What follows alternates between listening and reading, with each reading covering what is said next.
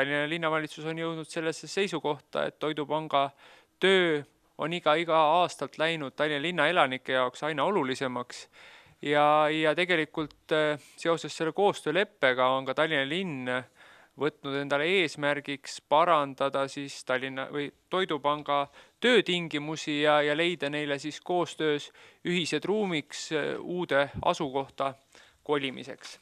Väga hea meel, et linn toetab meid. Me töötame nüüd juba 8 aasta.